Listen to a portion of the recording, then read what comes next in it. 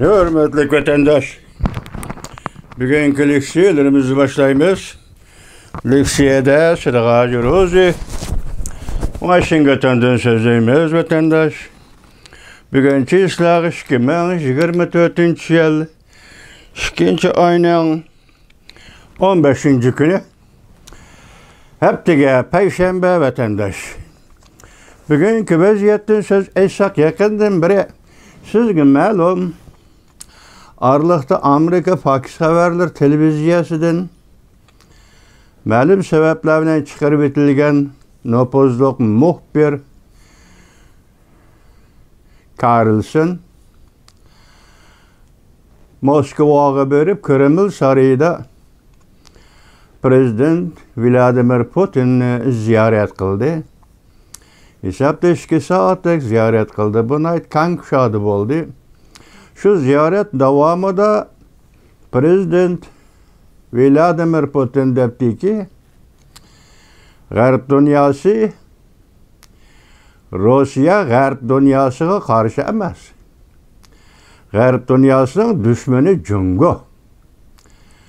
Şuna Garp dünyası Cungo'ya takabül turiş gerek degen mezmunda. Bu şu bir cümle sözünün 2 xil tercümesi yetip geldi. Onun deyinkigen bunun da 2 xil tercümesinden birisi de şundak gep var. Birisi de maşımuşemen hazır degendek bir gep var. Fark var otturda. Bırak bunun hazır 3 taraftan torbetki obzorchilar mesela su şavkı Katarlık kişiler mavzu koyup ettik hazır. Prezident Vladimir Putin nait zor yani alem şemol bir ziddiyetni yoki bir ofatni sharqqa yetkazib keldi yoki sharqqa ittirib qo'ydi. Bunun ma'nosi tek-tekni aytganda navbatdagi masalan shu so'zni deyilishicha So'shaxona so'zida Rossiya Amerika o'tirishi to'qinish ehtimol Ukraina nazar tutgan bo'lishi kerak. Ne? Rusya Amerika'daki o'tirishga to'qinishni Jungo Amerika to'qinishiga aylantirmoqchi bo'ldi degan gapni qildi. Bularning qanday qilishidan qat'iy nazar hozir Rossiya Ukraina urushi masalasida murassaga kelish. Hozir xabardan qaraganda 2023-yilning oxirida oraga odam silib bular Turkiyada bir yerde uçuruştu. Mesela Amerika tarafından kim badi bunu degil olmaydı. İsim yok. Degil olmaydı demez. İsim ma'lum emas. Vekil deyilgen. Mesela Rusya tarafından bir vekil şege berip uçuruştu. Araga adam silip sözüştü Rusya. Şartlarını koyup deyip ki bu şartlar nima desa hazır Ukraina tuprog'idan besib olingan ziminlarni e'tirof qilish yoki Rusya saqlab qolish asosida biz suhbatga o'ltirib Rossiya bo'yicha Ukraina Rossiya ishini hal qilaylik debdi. Buningga Amerika tarafdan aytdi. To'g'ri javob berdi. Aytdiki bu suhbatga Ukraina qatnashishi kerak. Ukraina qatnashmasa bunda suhbatga Amerika taraf qatnashmaydi deb.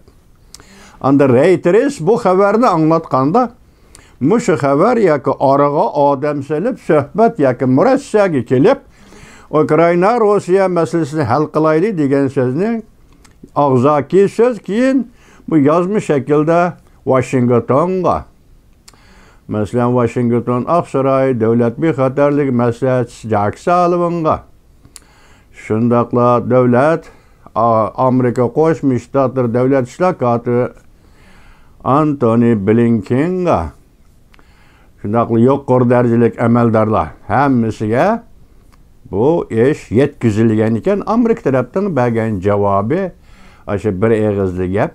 Masalan bu suhbatga Ukraina aralashmasa biz Amerika taraf qatnashmaymiz. Endi bu xabarning rost yolg'onligi nima desangiz Reuters Angliya xabar agentligi Reuters e'lon qilgandan keyin o'ttirg'i chiqqan gaplar. Demak bu yerda gapning o'ziga qarasangiz men hozir Ukraina tarafdan besib olingan ziminlarni saqlab qolish asosida deydiki Prezident Vladimir Putin Andı murassaga kelib urushni to'xtatishga ma'qul bo'lishi mumkin. Demak bu suhbat iltimosini yoki bundoq taklifni Amerika Qo'shma Shtatlari rad qildi. Biri Ukraina bunun qatnaşmadi. Qatnaşmasa, qatnaştırılmasa bu yig'inga Amerika qo'shilmaydiganligini bildirdi. Yani yana boshqa konkret mazmunlar yo'q, shunchalik mazmun. Shuni qarasangiz, vatandosh shu oraliqdagi Ukrainaga yordam berish, yordam bermaslik, tasdiqmaslik degan so'zlar, tungillarni so'zlar qo'shiladi. Degan so'zlarning hammasi shu 2023-yillik Rossiya tarafining murassaga kelish to'g'risidagi pozitsiyasiga bog'liq bo'lsa kerak. Hozir endi hisobda mayli Ukraina bo'lsin, mayli Amerika Qo'shma Shtatlari bo'lsin, bugundan aytganda agar Rossiya Ukrainaning sharqidagi besvelingan zaminlardan chiqib ketmasa, hatta buning ichida Krimiya ham bo'lishi mumkin, Krimiyadan chiqib ketmasa, Rossiya Ukraina o'rtasida murassaga kelish mumkin emas degan qarorga keldi.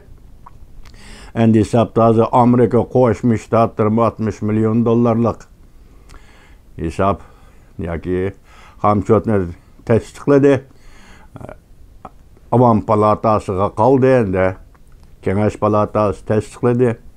Buningda gap nima desangiz, endi Isroiliya, Ukraina, Tayvan bo'g'ozi ishlariga yordam berish. Bu ma'qullikdan o'tdi. Hozir Ukraina va Rossiya o'rtasidagi munosabatni shunday deysiz. Endi gap oyadagi bir jumla, yuqorqi bir jumla.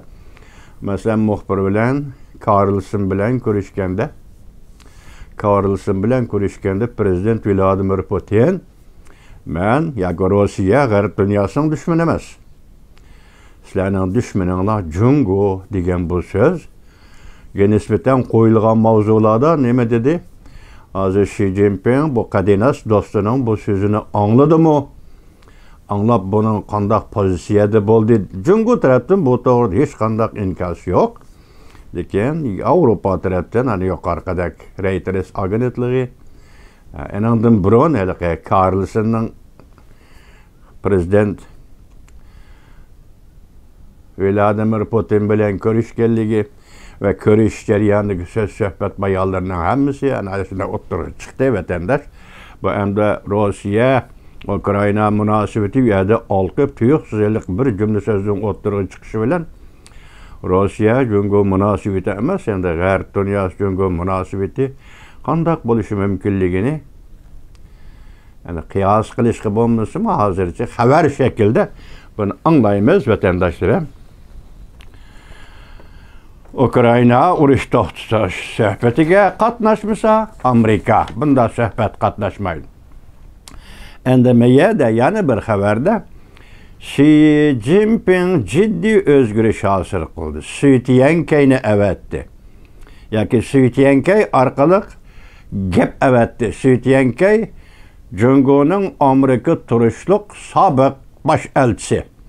Mavzuli xabar 2-oyning 14-kuni Vanbi torbetida e'lon qilindi. Bunun da 5-iki cümle nima desiniz? Tayvan bo'g'ozi yaqindan biri yoshiron qiziq nuqtaga aylandı. Tayvan meselesi Amerika Jungo o'rtasida eng sezgir meseleге aylandı.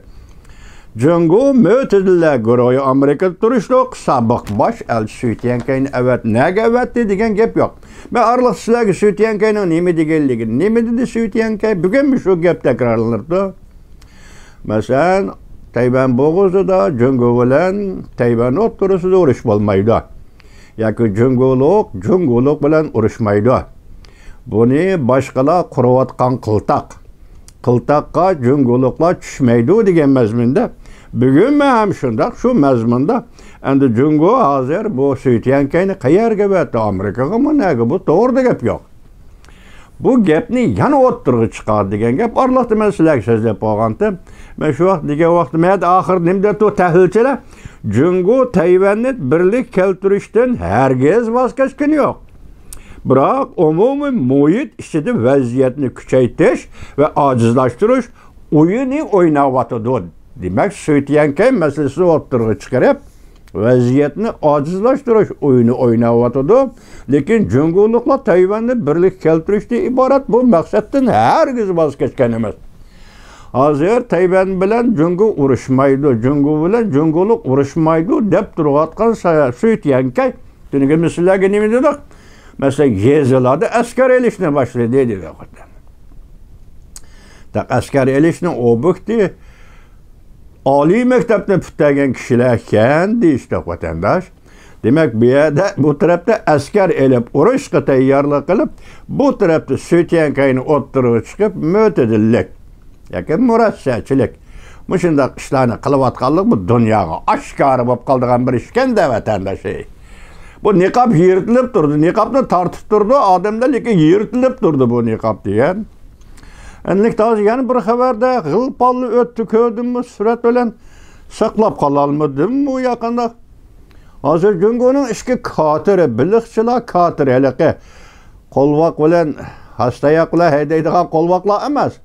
Resmiylik motorluq kater var denizde çapıdığan. O şimdi işki kateri Jungo'nun Tayvan'a bösüp kirdi çıgıradın. Onun da işki adam kaza kıldı diyen bir haber kep kaldı. Ötögen kandak geldi bu haber. Ötögen sizler yetkizemiz. Eğer bunda bulduğun olsa mas Süytyenkay'ın işi mi yalgan? Jungo'da mötedilerinin bu vaziyetki Tayvan boğuzu vaziyetki mötedil muamele kılıvatkanı mı yalgan? Ve qarak gap bo'ldi da vatandosh. Demak bir aldamchilik qildi bu. Lekin men boshda aytilgan bir gap nima desiniz? Oxir nima dedi hozir? Buni nima deyildi boshda? Tayvan bo'g'uzi yaqindan biri. Yoshiron qiziq nuqtaga aylandi. Tayvan masalasi Amerika Jungo o'rtasida eng sazgir masalaga aylandi. Ana shuni selishtirganda hozir Jungoning ojizligi nada? Birlik keltirish, urush, birlik keltirish, tinch yo'l bilan birlik keltirish, mötedillik yoki boshqa maslahat suhbat orqali deganda gaplar hozir o'tirg'i chiqayotganda Tayvandagi noziklik nada desangiz hozir unimi qo'ying, bunimi qo'ying, Tayvanning texmi nozik bo'lib ketayotgan bir tarafi. Android bilan butun dunyoni ta'minlaydigan gap ekanda vatandosh. Hazır Jungo Tayvan hücum qilman desa bu Android zavodlarini saqlab qolalamda qolamandı. Jungo'yu saqlab qolalamda, Tayvan'yu saqlab bunun üzüm bir gap. Hazır Jungo hukumatning tayyorligi zadirimi, o tarafda urush tayyorligi, bu tarafda Süytyenkayni o'ttirg'i chiqarib, o'ttirdiki mötedillar. Bu bir tutak, bu bir niqobdan. Har qanday niqob vaqti kelganda yeshildi, echiladi vatan.